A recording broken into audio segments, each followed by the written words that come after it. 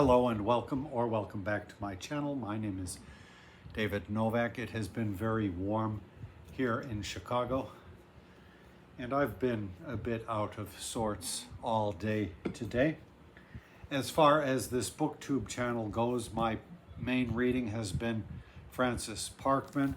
I'm making decent progress, but my thoughts keep getting torn away from the book to contemporary events, the fight against fascism here in the United States, and of course the daily news items of the latest atrocities perpetrated by this regime.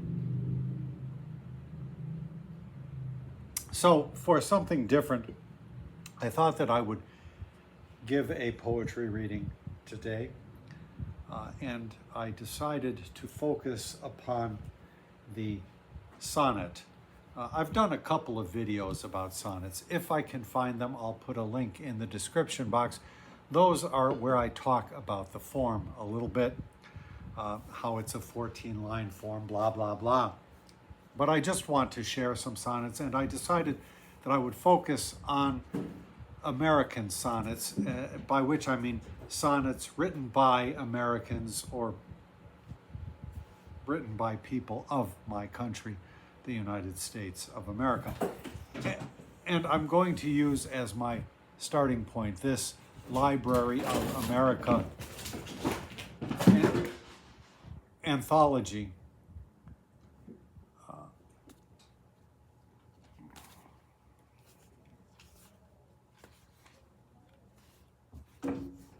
Library of America. There exist a lot of sonnet anthologies, and I wish I owned every single one of them. I have only a couple, and this is the only that I have devoted to American sonnets. However, I am not going to restrict myself to poems from this book. I will use supplemental material, though I believe every poet that I read from will be in this book, except myself at the end. Come on, you guys. Come on, cut it out.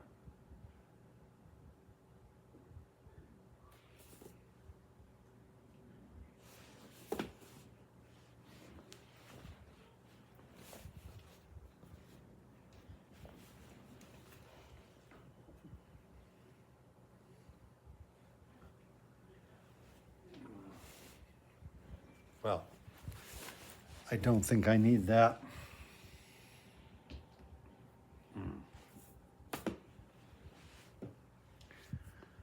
And so all of the poems will be individual sonnets, except in a couple of cases where I will be reading groups of sonnets which are best conjoined together and read as one poem.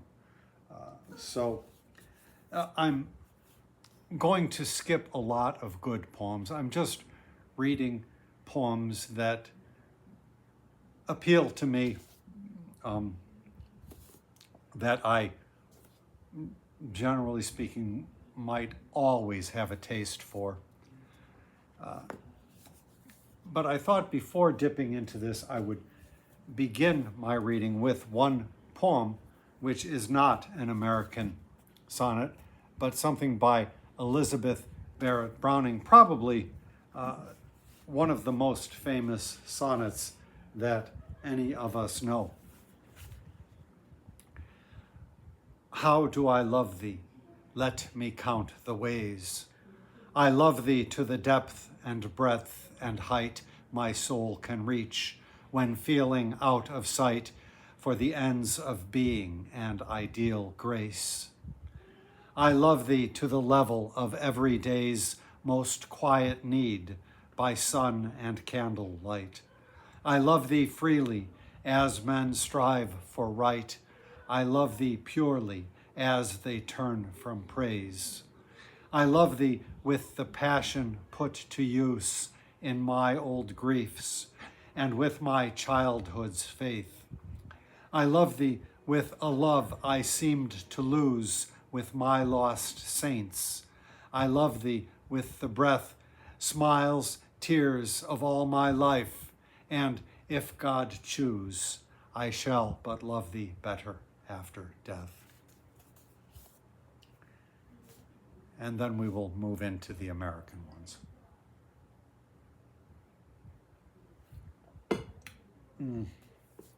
So, I thought I would begin with the very first sonnet in this book, which is written by John Quincy Adams, our 6th president, I believe, and it is called The Sundial. To the sundial, under the window of the hall of the House of Representatives of the United States. Thou silent herald of time's silent flight, say, couldst thou speak, what warning voice were thine? Shade, who canst only show how others shine, dark, sullen witness of resplendent light in day's broad glare, and when the noontide bright of laughing fortune sheds the ray divine, thy ready favors cheer us, but decline the clouds of morning and the gloom of night. Yet are thy counsels faithful, just, and wise. They bid us seize the moments as they pass, snatch the retrieveless sunbeam as it flies, nor lose one sand of life's revolving glass, aspiring still with energy sublime by virtuous deeds to give eternity to time. A couple of notes here. One, I almost sort of mispronounced that word mourning a little bit. It's mourning like good morning, not mourning like mourning over the loss of something. I said it a little bit wrong. My apologies. And I note that it was written, or the sundial is situated, I guess, under the window of the hall of the House of Representatives of the United States. John Quincy Adams, after his term as president, went on to serve in the House of Representatives. He was a public servant in the truest sense and the best sense of the word. He would much rather have devoted his life to poesy, but his country needed him, and so he gave of himself to his country. You may hear that poem and say, well, it's just as well that he didn't go on to be a full-time writer of verse. But you have to recollect that it also betokens a time when any man of letters, any well-heeled gentleman might think it appropriate to take up the pen and try his hand at verse. I've often said it's a good practice for anyone to partake of, even as when I was young, I took dance classes. I did not become a dancer, but I learned an awful lot. We are living at a time when our public men only care about making money, one way or the other, by hook or by crook. And that's not to say that the public service impulse is extinct. We still have many members of Congress and governors and other public office all over the place that want to serve the people by serving the Constitution and want to counter this fascist overtaking of our government and our culture and our society, which is being affected by malefactors in Washington, D.C., supported by malefactors all over the country. A small portion of the populace, perhaps, but they are trying to effect this. Their ability to fully implement it has so far been stymied, and if all of us get together and keep gumming up the works, with any luck, we can get things back to a semblance of normal and then try to institute justice in this country. Right now, the judicial branch of government is holding its own somewhat in spite of a corrupt Supreme Court. But the legislative branch has rolled over and ceded all of its power to the executive.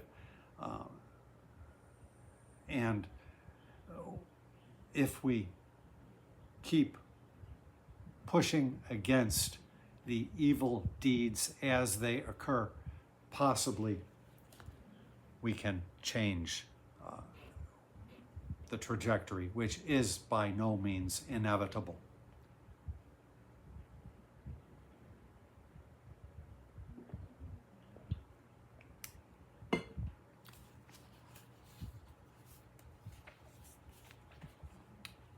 So, Henry Wadsworth Longfellow is the next voice up. I'm not going to read Mezzo Cammin. It's a wonderful poem. I'm going to read my favorite, which is a set of 6 sonnets together. They can be read separately. Sonnets often work that way. I've never looked at any of my books of bigger strung together sonnets where I use the sonnet as a stanza to see if individual parts can be broken out and would they stand independently. I've never even considered that.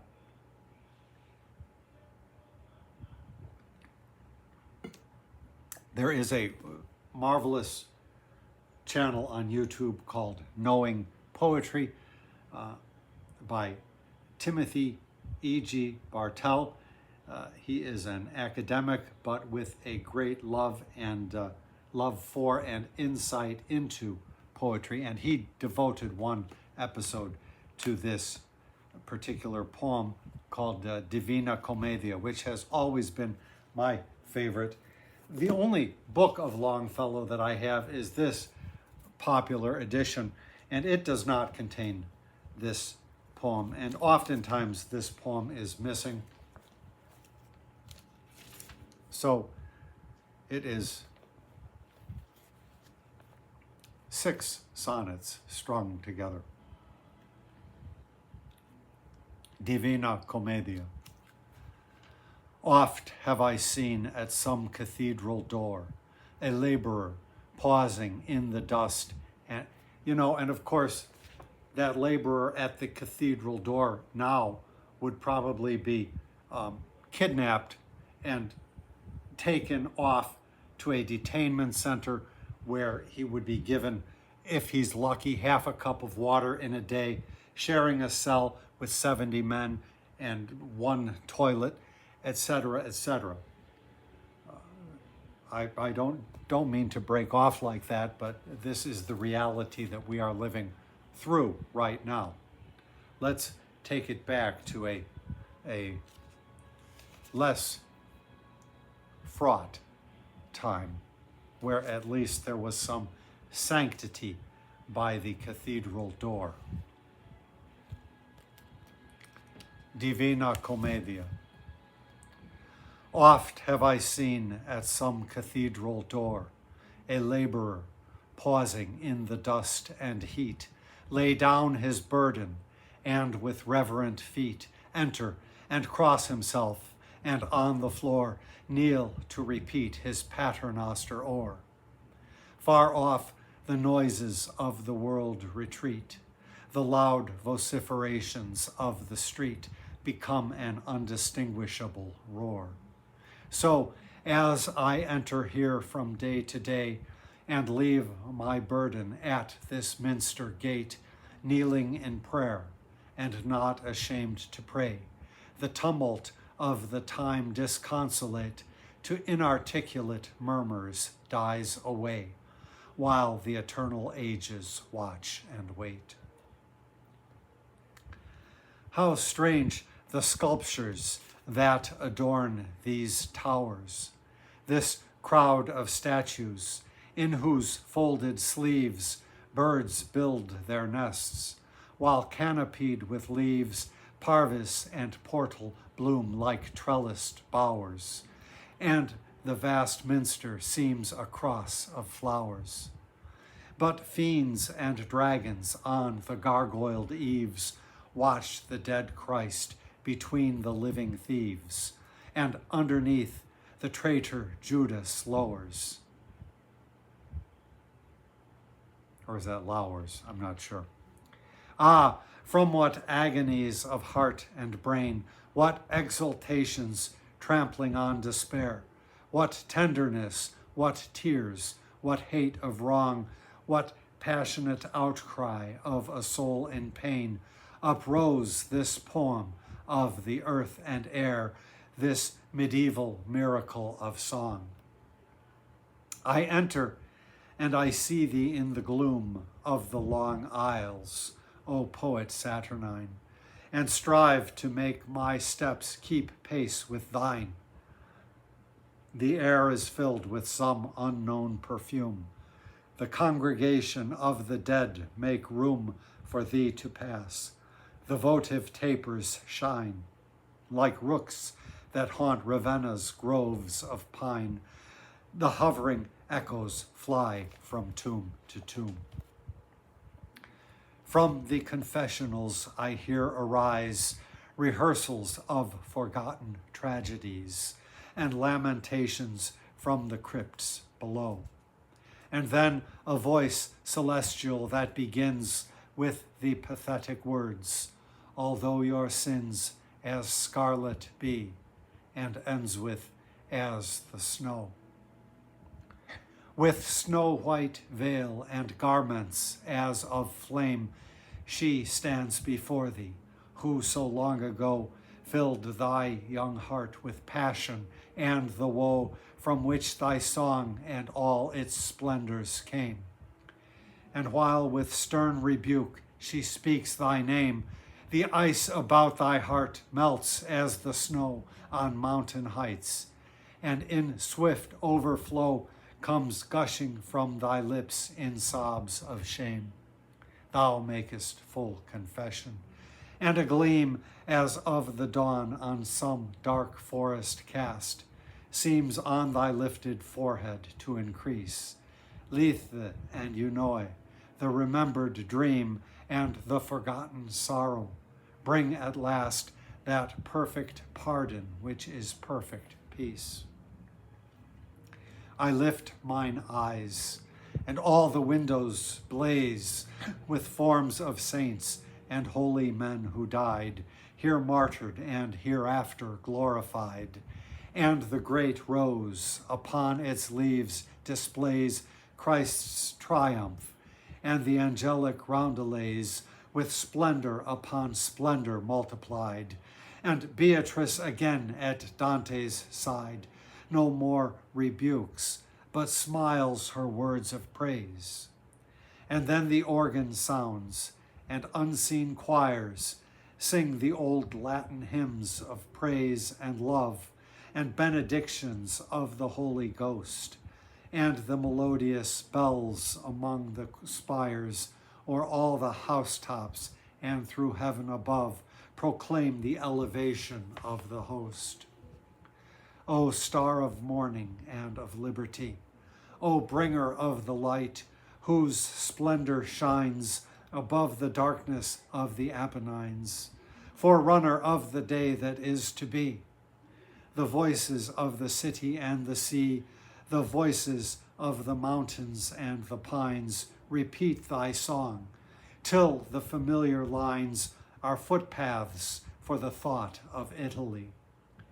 Thy flame is blown abroad from all the heights, through all the nations, and a sound is heard, as of a mighty wind, and men devout, strangers of Rome, and the new proselytes, in their own language hear thy wondrous word, and many are amazed, and many doubt. As you will learn if you go to the Knowing Poetry video, Longfellow did a translation of the Divine Comedy, and these poems were appended to that. The poem of Dante is tripartite, and so two went before each section, I believe. I never knew that usage of these particular sonnets until I watched that video. Just a footnote, that fourth sonnet, with snow-white veil and garments as of flame, she stands before thee who so long ago filled thy young heart with passion and the woe, from which thy song and all its splendors came. And while with stern rebuke she speaks thy name, the ice about thy heart melts as the snow on mountain heights, and in swift overflow comes gushing from the lips in sobs of shame. That image is directly from Dante's poem. This poem is helped with a knowledge of the comedy, La Commedia, the Divine Comedy as we know it. And it is, of course, not the only significant reference, but as I say, it is not necessary. And one supposes in our day, not only would the workmen or anybody else in that church who happened to be of the wrong persuasion with the wrong documents or the lack of documents, any such person would be subject to being hauled off and who knows, separated from his family forever, possibly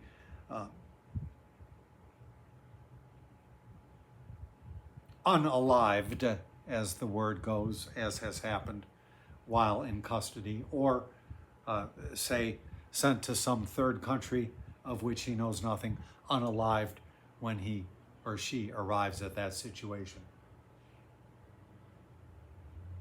It is far from only men being abducted, women, children, babies even.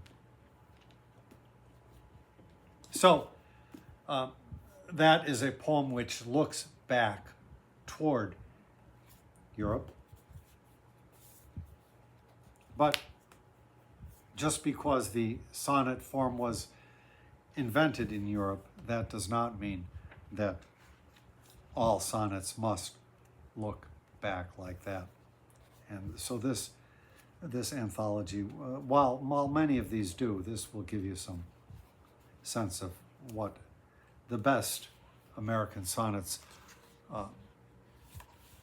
feel like. And I should say, these are not necessarily the best, though. These are just my favorites.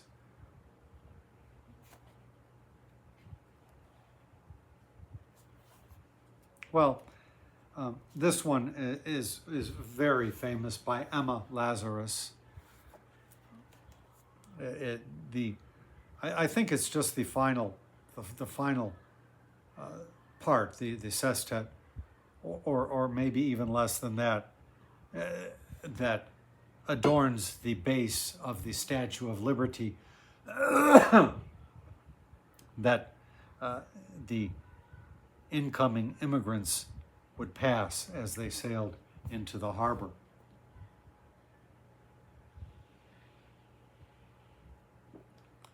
These words and these sentiments have never been reviled until now. This presidency of Donald Trump, with his henchman or minion or handler, Stephen Miller, and all of their rude cabal.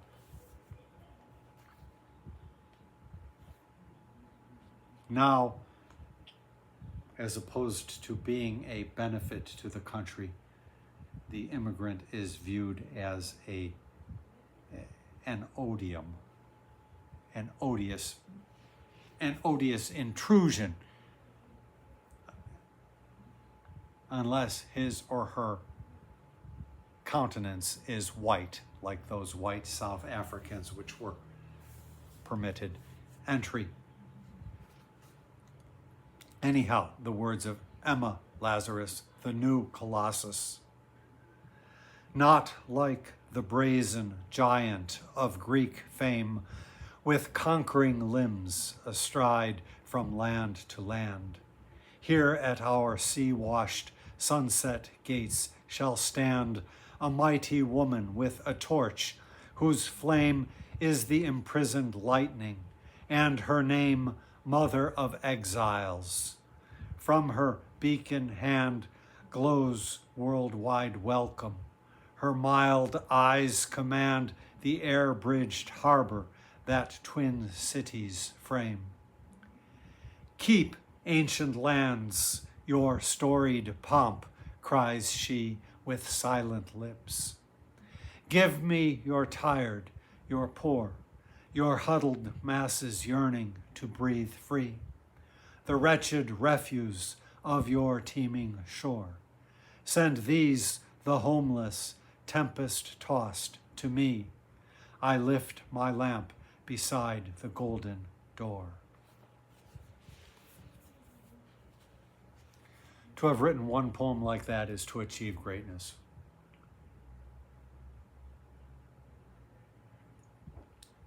And I say so because the sentiment is true and just.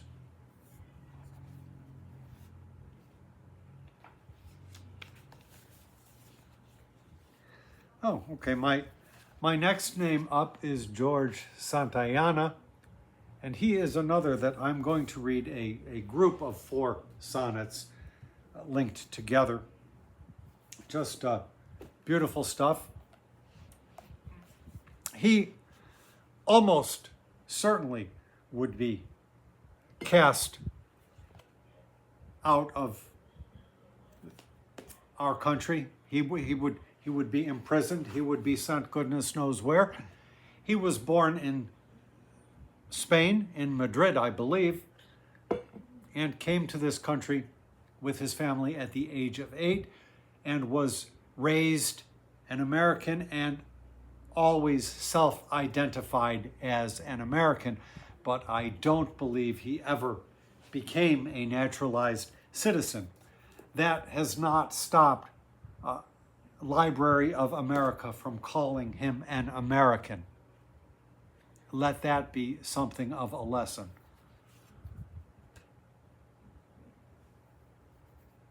This is, as I said, a set of 4 sonnets to W.P.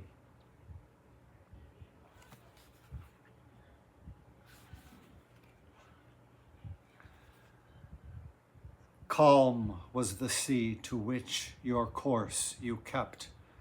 Oh, how much calmer than all southern seas. Many your nameless mates, whom the keen breeze wafted from mothers that of old have wept. All souls of children taken as they slept are your companions, partners of your ease, and the green souls of all these autumn trees are with you through the silent spaces swept.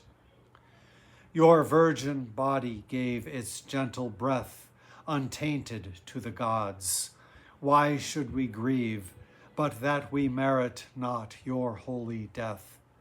We shall not loiter long, your friends and I. Living, you made it goodlier to live. Dead, you will make it easier to die. With you a part of me hath passed away. For in the peopled forest of my mind, a tree made leafless by this wintry wind shall never don again its green array. Chapel and fireside, country road and bay have something of their friendliness resigned. Another, if I would, I could not find, and I am grown much older in a day. But yet I treasure in my memory your gift of charity and young heart's ease, and the dear honor of your amity. For these once mine, my life is rich with these, and I scarce know which part may greater be, what I keep of you or you rob from me. Your ship lies anchored in the peaceful bight until a kinder wind unfurl her sail. Your docile spirit, winged by this gale, hath at the dawning fled into the light. And I half know why heaven deemed it right your youth and this my joy in youth should fail. God hath them still, for ever they avail. Eternity hath borrowed that delight. For long ago I taught my thoughts to run where all the great things live that lived of yore, and in eternal quiet float and soar. There all my loves are gathered into one, where change is not, nor parting any more, nor revolution of the moon and sun. In my deep heart these chimes would still have rung to toll your passing, and had you not been dead. Let me just start that one again. In my deep heart these chimes would still have rung to toll your passing, had you not been dead. For time a sadder mask than death may spread over the face that ever should be young. The bough that falls with all its trophies hung falls not too soon, but lays its flower-crowned head most royal in the dust, with no leaf shed, unhallowed or unchiseled or unsung. And though the afterworld will never hear the happy name of one so gently true, nor chronicles write large this fatal year, yet we who loved you, though we be but few, keep you in whatsoe'er is good, and rear in our weak virtues monuments to you. I know almost nothing about George Santayana. I would like to read a biography of him if one exists. I wouldn't know how to find it.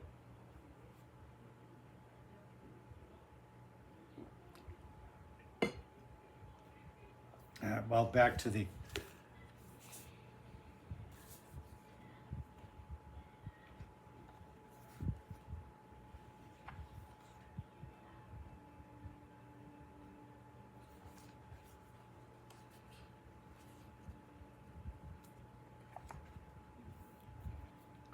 next up is, who is this? Oh, Edwin Arlington Robinson. He's been going around on BookTube recently, so I'm not an absolute lover of his poetry. It can be a little weird sometimes. This one is titled New England. Here where the wind is always north-northeast, and children learn to walk on frozen toes, wonder begets an envy of all those who boil elsewhere with such a lyric yeast of love that you will hear them at a feast where demons would appeal for some repose, still clamoring where the chalice overflows, and crying wildest who have drunk the least. Passion is here a soilier of the wits, we're told, and love a cross for them to bear. Joy shivers in the corner where she knits, and conscience always has the rocking chair. Cheerful as when she tortured into fits the first cat that was ever killed by care. See what I mean?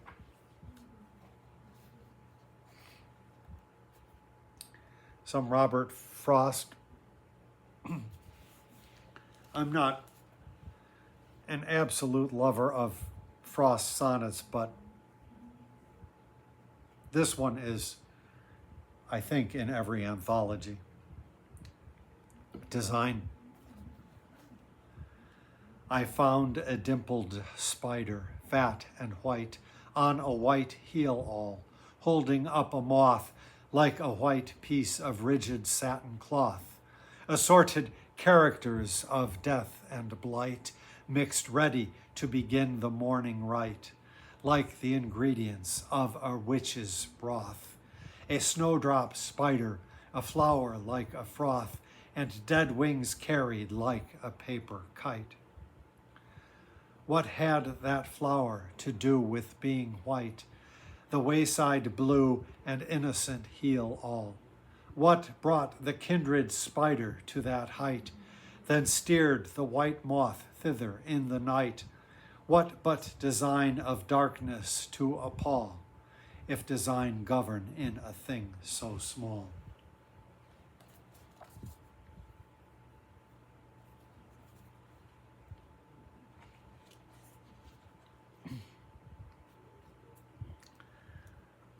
Probably one that I prefer to that. Never again would birds' songs be the same.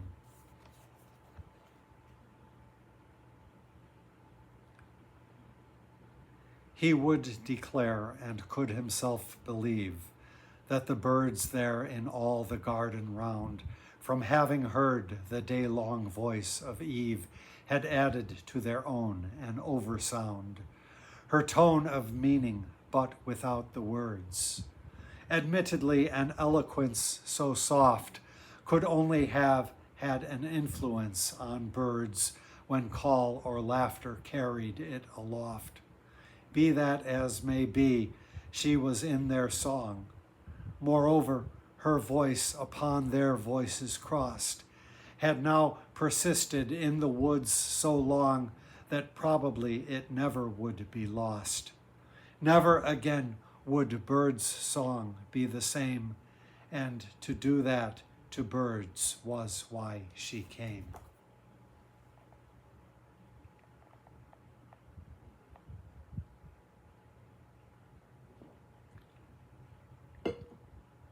As my teacher Paul Carroll said, Robert Frost was best in his unrhymed poems.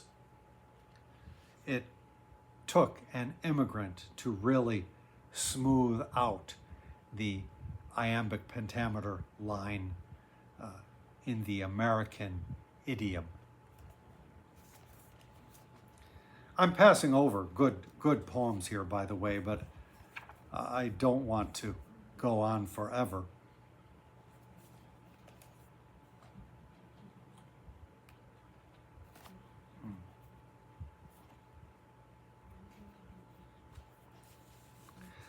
This is John Crowe Ransom, Piazza piece.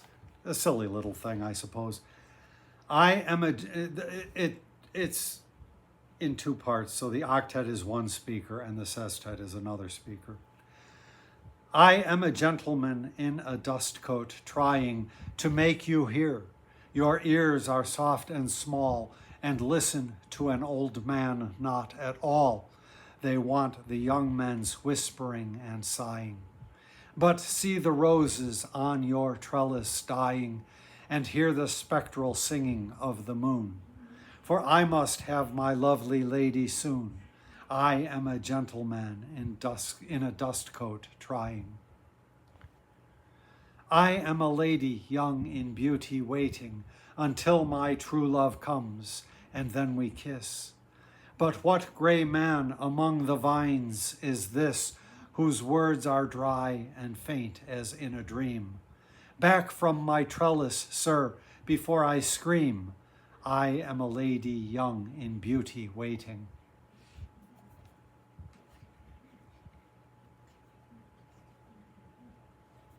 And here we get to the immigrant I was speaking of, Claude McKay.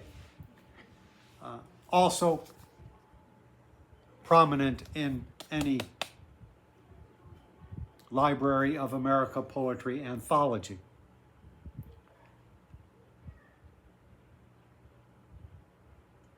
Library of America is devoted to publishing American writers.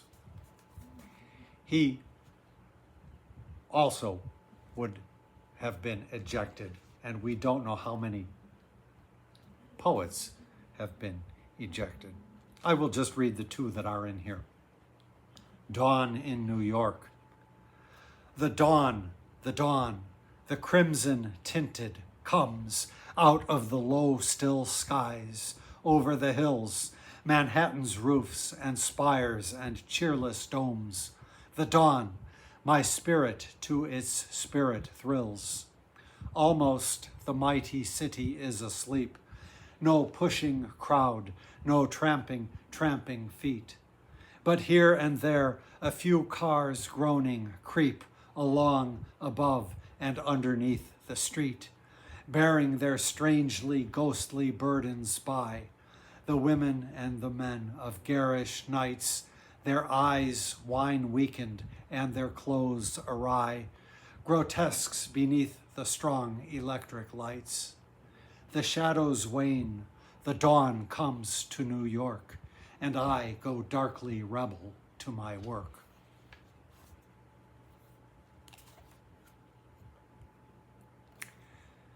Outcast.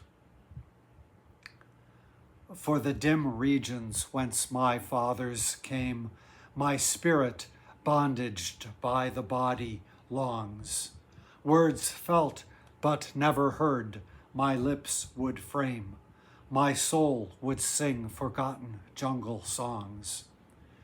I would go back to darkness and to peace, but the great Western world holds me in fee, and I may never hope for full release, while to its alien gods I bend my knee. Something in me is lost, forever lost. Some vital thing has gone out of my heart, and I must walk the way of life a ghost among the sons of earth, a thing apart. For I was born far from my native clime, under the white man's menace, out of time.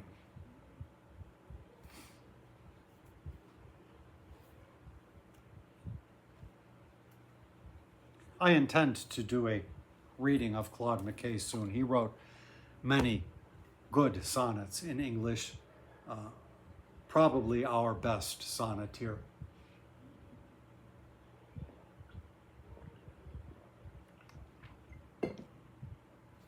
So, next up is Edna St. Vincent Millay, and I'm going to choose these poems from a different source.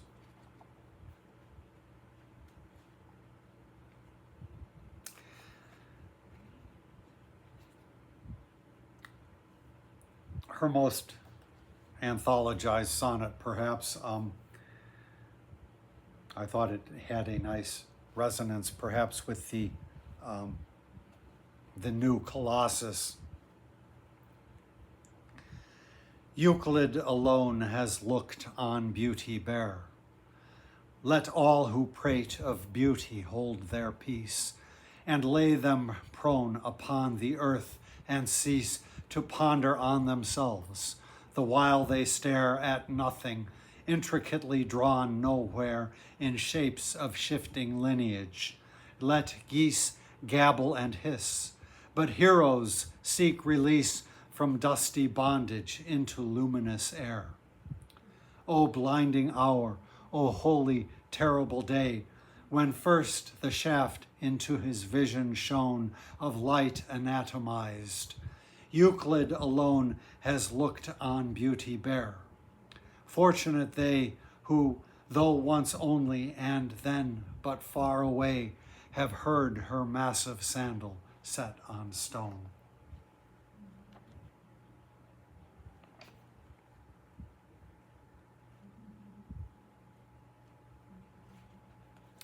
Now on to my favorites by Millay.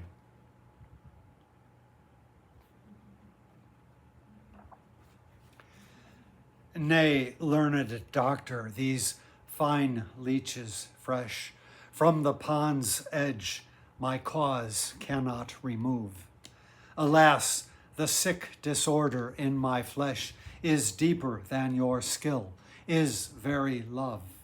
And you, good friar, far liefer would I think upon my dear, and dream him in your place, then heed your bensities and heavenward sink with empty heart and noddle full of grace. Breathes but one mortal on the teeming globe could minister to my soul's or body's needs. Physician minus physic minus robe, confessor minus Latin minus beads. Yet should you bid me name him, I am dumb, for though you summon him, he would not come.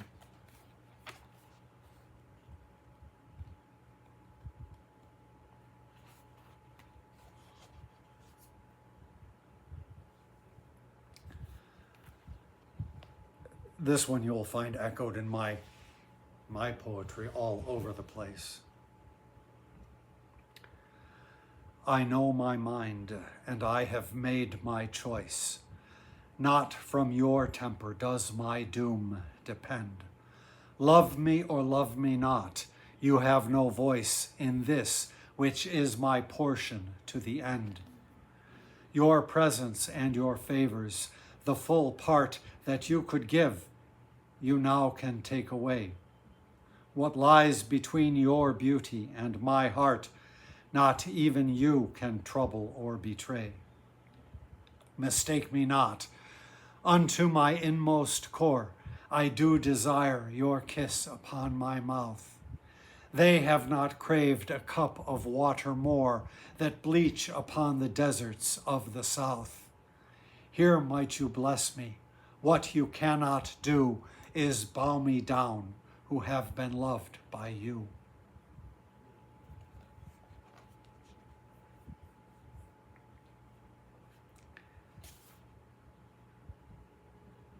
Even in the moment of our earliest kiss, when sighed the straightened bud into the flower, sat the dry seed of most unwelcome this, and that I knew, though not the day and hour. Too season-wise am I, being country bred, to tilt at autumn or defy the frost, snuffing the chill even as my fathers did. I say with them, what's out tonight is lost.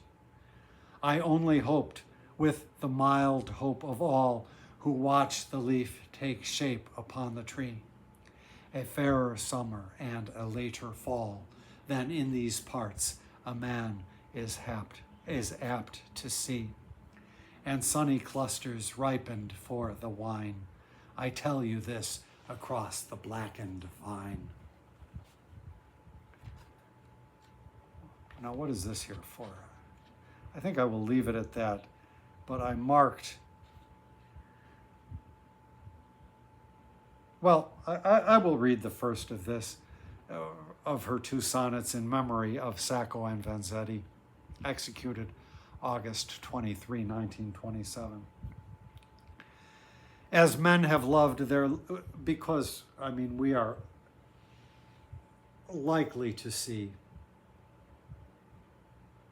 if this current political situation persists in my country, scenes like this.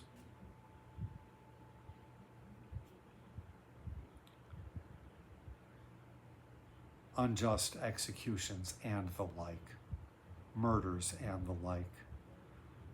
Already, there have been encouragements given when there are protests to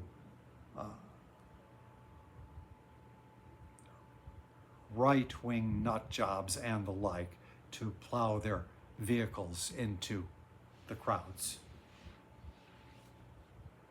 So, this is one of the two sonnets in memory of Nicola Sacco and Bartolomeo Vanzetti, executed August 23, 1927. As men have loved their lovers in times past, and sung their wit, their virtue, and their grace, so have we loved sweet Justice to the last, who now lies here in an unseemly place.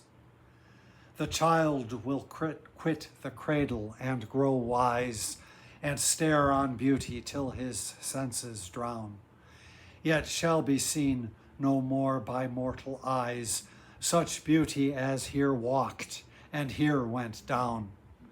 Like birds that hear the winter crying plain, her courtiers leave to seek the clement south.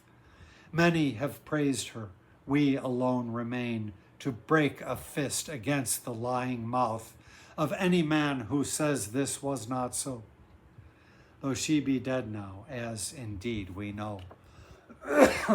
Well, as I said, justice is not yet dead in this country, though a lot of injustices, I was going to say egregious injustice, but there are so many, you cannot call them egregious at this point, except in quality, have been committed and perpetrated. But if we hold to the keel, perhaps we can right this. There's another one that I love, and hurled your something words against your speaking mouth. I should have pulled that, but I don't remember which one it was. Okay, back to my, we're coming towards the end now.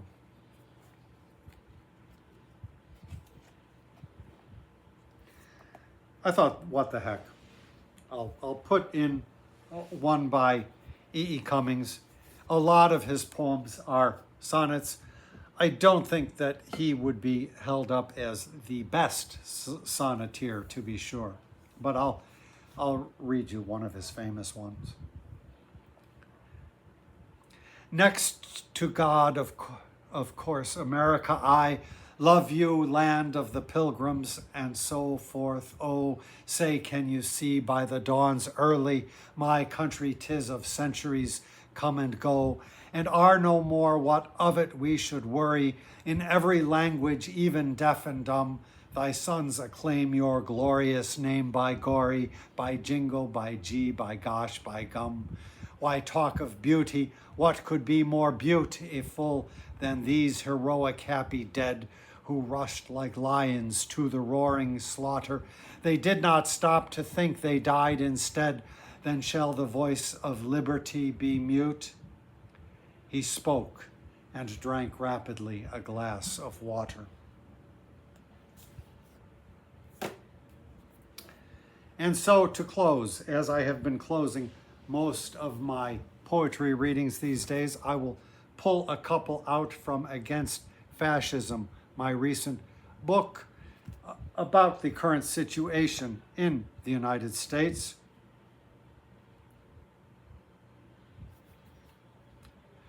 Information about ordering a copy in the description box.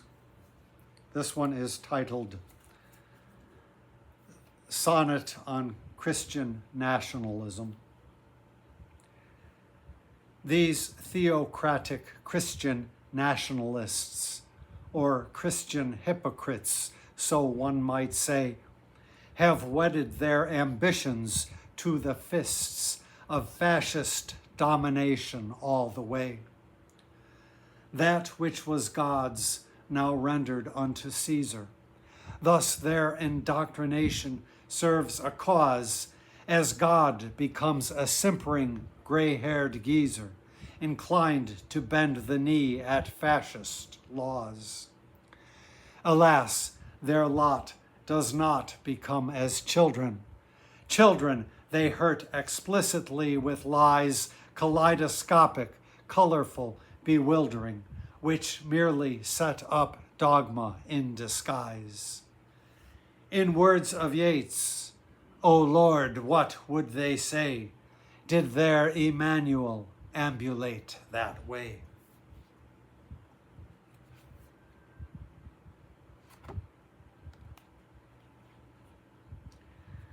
The adherents to this despicable movement, the Make America Great Again movement, which of course has nothing to do with making America great.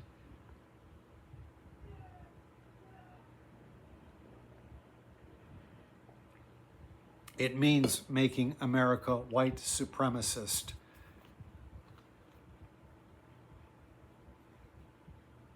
But these folks go by the name of MAGA. So this poem with which I will close. There was another sonnet in here that I looked for but couldn't find. This poem is titled A MAGA Love Sonnet. How do I love thee? Let me count the ways. I love thee to the depth and breadth and height my bigotry can reach, and feeling spite when sympathy is touted a disgrace. I love thee to the level of every day's cheeseburger scarfed, the TV close in sight, while thou play'st golf all morning, noon, and night. Epithets hurled the liberals to dispraise. I love thee with the fascism put to use. If I can lick thy boot and put my faith in thee, the loser's self-esteem I lose in grandiosity.